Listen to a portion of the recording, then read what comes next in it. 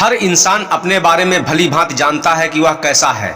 जानकर अगर अनजान बनता है तो वह एक बात अलग हो जाती है। चाहे सांसारिक या भौतिक उन्नति की हो, इंसान जानता है कि कितना सफल है और कितना असफल है। या फिर दिव्य शक्तियों को एकत्रित करने की हो, या फिर आध्यात्मिक शक्तियों की उन्नति की बात आए, या फिर मोक्ष प्राप्ति की बात हो, सभी लोग अपने बारे में भली भांति जानते हैं। मैं अपने जीवन में किए गए प्रयोग, ध्यान साधना का समस्त अनुभव बता रहा हूँ, क्योंकि यह कोई कहानी नहीं है या कल्पना नहीं है, लिखी पढ़ी सुनी सुनाई यह बातें नहीं है। यह वास्तविक सत्य परम अनुभव किया हुआ है। संशय और शंका तब रहती है जब इंसान पढ़ करके या सुन करके ज्ञान को अर्जित करता है, चाहे ब्रह्म ज्ञान हो या फिर आत्मज्ञान हो। यह सिर्फ प्रयोग और प्रैक्टिकल से इनको अर्जित किया जा सकता है। यह सिर्फ पढ़ करके ब्रह्म ज्ञान और आत्मज्ञान अर्जित नहीं होता है। इसका मात्र एक है सिद्धि, अभ्यास और उसका ध्यान।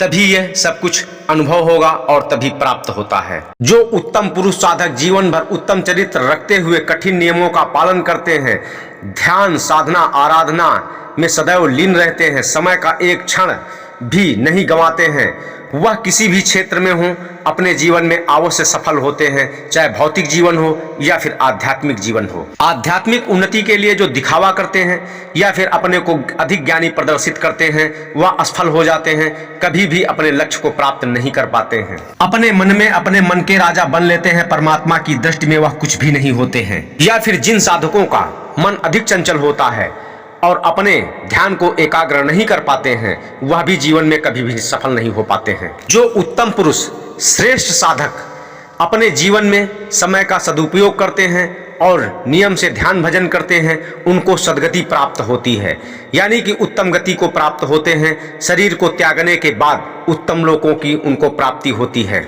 मोक्ष और सद्गति में बहुत बड़ा अंतर है। मोक्ष यानी जन्म और मृत्यु के चक्र से मुक्त हो जाना, सदा सदा के लिए छुटकारा मिल जाता है। मोक्ष का प्रमुख लक्षण अज्ञान का नाश। जिस साधक का अज्ञान नाश हो जाता है, उस साधक की जीवात्मा संसार के माया भ्रम में नहीं फंसता। साधक सभी प्रकार के दुखों से मुक्त हो जाता है। जैसे ही साधक साधना में बैठता है, ध्यान एकाग्र होकर तत्काल केंद्रित अपने लक्ष्य में होने लगता है, परमपिता परमात्मा में तल्लीन हो जाता है और आनंद को प्राप्त करने लगता है। धीरे धीरे महा आनंद को साधक अपनी आंतरिक अनुभूति में बटोरने लगता है। महा आनंद से परम आनंद की ओर लगातार बढ़ता जाता है। लगातार प्रतिदिन ध्यान इसी प्रकार करने से एक दिन ऐसी स्थिति ध्यान की अवस्था में आता है, साधक परम मोक्ष को प्राप्त हो जाता है, यानी आत्मा को परमात्मा में साधक लीन कर अर्थात विलय कर देता है, यानी आत्मा परमात्मा में लीन हो जाती है।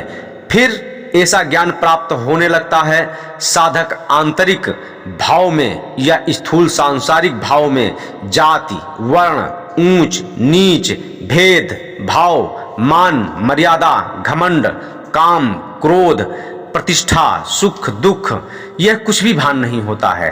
छुआछूत इत्यादि में ऐसा कोई भी अंतर नहीं दिखता है, सब कुछ समान लगता है। सर्वत्र उसको परमात्मा ही परमात्मा दिखता है और सब में परमात्मा का अद्भुत जलवा दिखाई पड़ता है, क्योंकि आत्मा ही परमात्मा है और सब में वह आत्मा विद्यमान है। साधक के अंदर जब ऐसे भाव बन जाते हैं तो साधक द्वारा किए गए सभी कर्म अकर्म बंधनों से मुक्त हो जाता है। फिर दोबारा योनि चक्र पुनर्जन्म नहीं होता है। जो साधक जीवन में ऐसी परम साधना गुरु के सानिध्य में प्राप्त कर लेता है, वह मोक्ष को प्राप्त कर लेता है। फिर उस साधक के अंदर तृण मात्र किसी भी प्रकार का घमंड काम क्रोध राग द्वेष घृणा बल का घमंड झूठे ज्ञान का दिखावा यानी अपने को ही श्रेष्ठ ज्ञानी प्रदर्शित करना या फिर किसी प्रकार का दिखावा नहीं करता है। यह सब विकार समाप्त हो जाते हैं। साधक को सर्वत्र शांति ही शांति परम आनंद परमात्म भाव दिखाई देता है। साधक के आंतरिक भाव में यह परम अनुभूतियां होने लगती हैं।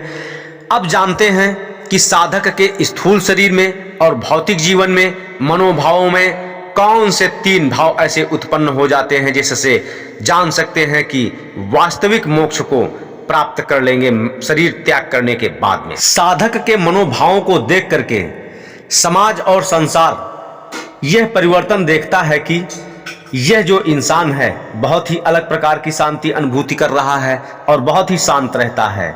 मृत्यु से उसको भय नहीं रहता है, संसार के अन्य कारणों का भी भय नहीं रहता है। आत्मज्ञान प्राप्त हो जाता है, आध्यात्मिक ज्ञान प्राप्त हो जाता है।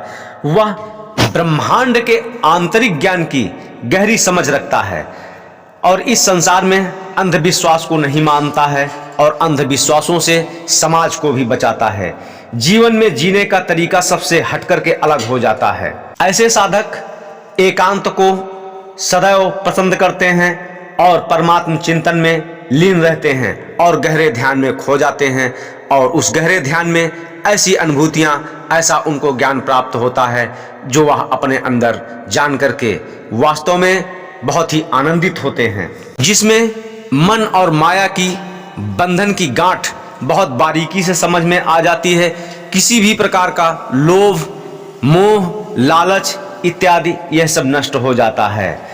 करुणा भाव हो जाता है, यानी कि वह सब में एक ऐसी शक्ति को देख करके और क्षमा भाव आ जाता है। निस्वार्थ सेवा करने की अंदर बहुत प्रबल भावना हो जाती है और स्वतः ही वह सबकी निस्वार्थ सेवा भी ऐसे साधक करते हैं। ऐसे साधक असत्य कभी नहीं बोलेंगे, सदैव सत्य बोलेंगे, चाहे उनके सामने कुछ भी हो, क्योंकि वह ऐसी स्थिति को नहीं पैदा करते हैं कि जिनको असत्य का सहारा लेना पड़े और सदैव धर्म पर चलते हैं। ऐसी नीतियों पर चलना और दूसरे को भी ऐसी ही शिक्षा देना, उनके बौद्धिक स्थिति में ऐसा परिवर्तन हो जाता है। वह सदैव वर्तमान में जीते हैं, कभी भी भूत और भविष्य की चिंता नहीं करते हैं, क्योंकि वर्तमान से ही सब कुछ बनता है और वर्तमान से ही सब कुछ होता है। यह सिर्फ मात्र कल्पनाएं हैं भूत भविष्य की। जो चला गया समय उस पर क्या फिर चिंतन करना, और जो आगे आने वाला है उस पर क्या चिंतन करना। जो कुछ होगा वर्तमान से होगा। ऐसे साधक सदैव वर्तमान में जीते हैं। जीवन का लक्ष्य पहले ही निर्धारित करके उस पर अच्छी प्रकार से सोच विचार करके तब वर्तमान पर वह कार्य करना प्रारंभ करते हैं। तो मोक्ष से, दुख और सुख, इस संसार के सभी कष्टों से, जीवन मरण के चक्र से छुटकारा हो जाता है और सद्गति से उत्तम लोकों की प्राप्ति होती है, जैसे स्वर्ग, बैकुंठ, गौलोक, साकेत लोक, सूर्यलोक, चंद्रलोक इत्यादि में जाकर के उस आत्मा का कल्याण होता है। लेकिन यह सद्गति इन लोकों में जाने से यहाँ पर भी 3 श्रेणियां पाई जाती हैं, यानी कि पदों का वहां पर भी देवी देवताओं का घमंड है। जैसे यहाँ पर देख रहे हैं, इसी प्रकार से वहां पर भी ऐसी स्थितियां आती हैं। एक वृत्तांत में मृदगल ऋषि का ऐसा वृत्तांत आता है, जो देवदूत उनको लेने के लिए आता है, तो वह देवदूत से मृदगल ऋषि पूछते हैं कि वहां पर स्वर्ग में क्या ऐसी खूबी है, तो वह देवदूत सारी स्थिति को बताता है। वहां पर भी यह मान मर्यादा, प्रतिष्ठा और छोटा बड़ा का भेदभाव माना जाता है। तो सद्गति उत्तम नहीं होती है, लेकिन मोक्ष उत्तम होता है। और मोक्ष की कामना रखते हुए अपने हृदय में साधना करनी चाहिए।